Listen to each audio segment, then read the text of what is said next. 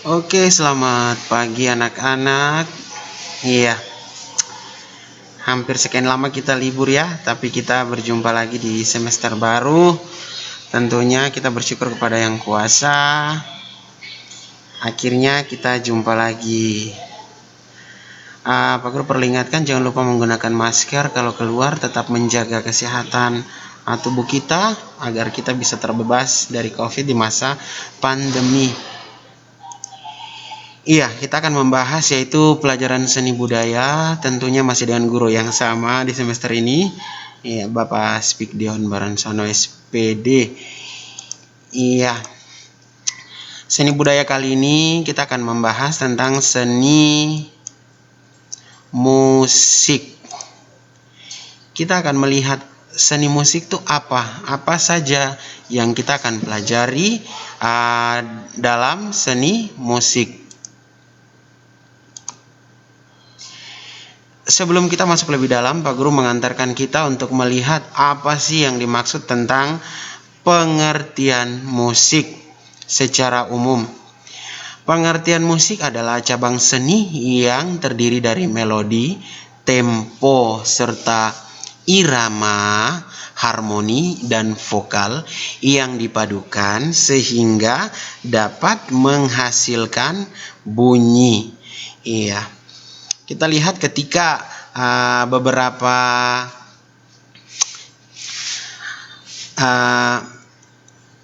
hal di depan ini yang Pak Guru jelaskan, yaitu melodi, tempo, irama, harmoni, dan vokal. Ketika dipadukan itu akan menghasilkan sebuah bunyi, di mana bunyi itu yang dinamakan adalah musik. Tentunya bagi penikmat musik itu adalah sesuatu hal yang luar biasa tentunya. Mungkin Anda atau Pak Guru, kita juga adalah pencinta musik, pasti kita cukup mengerti tentang hal itu tentunya. Iya. Yang berikutnya, di semester ini kita juga akan mempelajari yang namanya musik kreasi. Tentunya anak-anak sudah tahu pasti kalau berbicara tentang kreasi berarti ada kreativitas yang dimunculkan dalam sebuah karya, tentunya yang berhubungan dengan musik. Pengertiannya sama seperti yang telah Pak Guru jelaskan di atas, di mana kreasi ini dia berasal dari hasil kreativitas seorang musikus tentunya.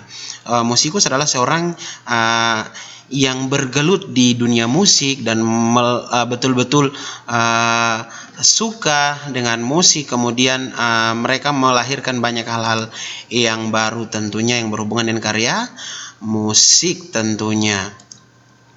Iya, kita akan melihat ada jenis-jenis musik terbagi atas 4 pengelompokan. Yang pertama yaitu ada jenis musik yang namanya kontemporer, kemudian ada modern, kemudian ada klasik. Iya. Kemudian ada tradisional. Iya, Pak Guru ajak mari kita pelajari bersama apa sih sebenarnya yang dimaksud dengan musik kontemporer, kemudian musik modern, musik klasik, dan tradisional. Ya, kita lihat musik tradisional. Tradisional adalah musik yang mempertahankan tradisi dan adat serta nilai-nilai leluhur. Kalau kita berbicara tentang tradisional, itu adalah sebuah tradisi atau kebiasaan yang terus dipertahankan turun-temurun dari generasi ke generasi. Itulah yang namanya tradisional, karena dia bersifat sesuatu yang diwariskan dan tidak dirubah, tetap dipertahankan nilai etnik, inkulturatif atau nilai-nilai tradisinya. Kita lihat lagi yang berikutnya, yaitu yang kedua ada modern. Apa sih modern itu? Musik yang telah mendapatkan sentuhan perkembangan zaman modern pada era teknologi, baik dari instrumen maupun bentuk penyajian, dan bersifat umum. Kita melihat kalau modern berarti dia sudah mengalami perubahan, di mana dari tradisional kemudian dia mengikuti perkembangan zaman, ada beberapa kelebihan yang lebih ditonjolkan sehingga sudah tidak lagi dipertahankan nilai-nilai kearifan lokalnya, tapi dia lebih bersifat modern. Misalnya contohnya kalau di zaman sekarang musik modern seperti adanya keyboard. Kalau dulu kita main gitar harus gitar sendiri, kemudian bunyi gendang sendiri, bunyi tifa dan lain-lain. Tapi sekarang di dalam satu keyboard bisa mendapatkan seluruh musik yang kita inginkan. Itulah yang namanya sentuhan zaman, dia mempengaruhi perkembangan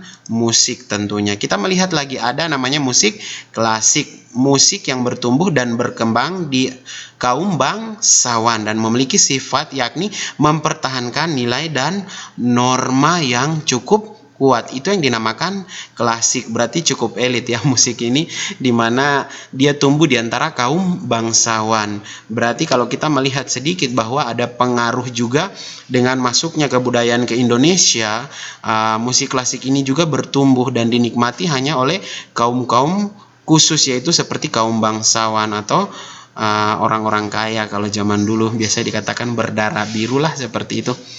Oke, kita lihat yang berikutnya lagi anak-anak. Yang terakhir, yang keempat, kontemporer. Apa itu kontemporer? Musik kontemporer dianggap sebagai salah satu gaya tertentu yang diartikan sebagai suatu sikap menggarap di ujung perkembangan seni yang digeluti. Menurut Dieter Mark 2001, itu dijelaskan oleh Dieter Mark. Kemudian kita melihat pengelompokan musik kontemporer. Pak Guru mengarahkan anak-anak, kalau tadi kita lihat dari tadi musik kreasi, berarti sesuatu hal yang sudah bersifat kreativitas dimodifikasi, berarti dia memiliki hubungan dengan yang namanya kontemporer.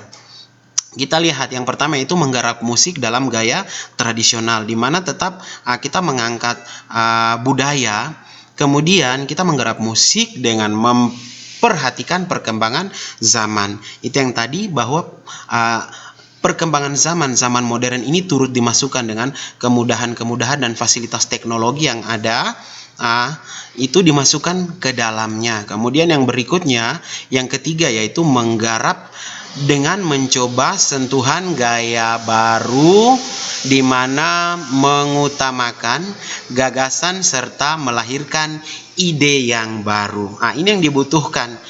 Kenapa dikelompokkan menjadi 3 bagian, di mana menggarap musik yang bersifat tradisional, kemudian dia mempertahankan perkembangan zaman, di mana tetap mengikuti perkembangan zaman yang ada, tapi juga tetap dengan ide-ide yang baru tentunya. Kemudian kita lihat ada beberapa unsur-unsur dalam berkreasi musik tentunya. Yang pertama, Pak Guru mau katakan ada yang namanya bakat. Bakat itu dia kadang biasanya autodidak, kadang biasanya lahir, kadang seorang yang orang tuanya musisi atau musikus itu biasanya bawaan, tapi tidak selamanya juga. Ada juga orang tua yang musik tapi anaknya tidak bisa bermusik. Itu hal yang tidak bisa kita pungkiri bersama. Kita lihat lagi yang berikutnya, ada namanya dibutuhkan pengetahuan akan musik. Dibutuhkan pengetahuan akan musik. Gunanya untuk apa anak-anak? Supaya kita memahami dengan baik ketika kita mau melahirkan sebuah karya yang baru. Misalnya dibutuhkan pengetahuan untuk musik, yaitu kita harus mengetahui contohnya dasar teori musik itu seperti apa, kemudian kita melihat pengetahuan dasar melodi, pengetahuan dasar ritme itu apa, pengetahuan dasar ilmu harmoni itu seperti apa, dan dasar pengetahuan dasar pola bentuk komposisi. Dan kemudian kita, Pak Guru menyinggung ulang lagi tentang dasar ilmu harmoni sendiri, itu di dalamnya juga terbagi ada bentuk persamaan akor, kemudian ada bentuk-bentuk kadens, kemudian peranan harmoni dalam sebuah lagu, serta alur harmoni tentunya. Kemudian kita lihat lagi yang berikutnya adalah menguasai bahasa dengan baik. Kenapa dibutuhkan seorang musisi? Kemudian karya kita kalau hanya untuk tingkat daerah berarti kita menggunakan dialek setempat. Tapi kalau karya kita akan goal ke tingkat nasional, kita perlu menguasai bahasa dengan baik sehingga dalam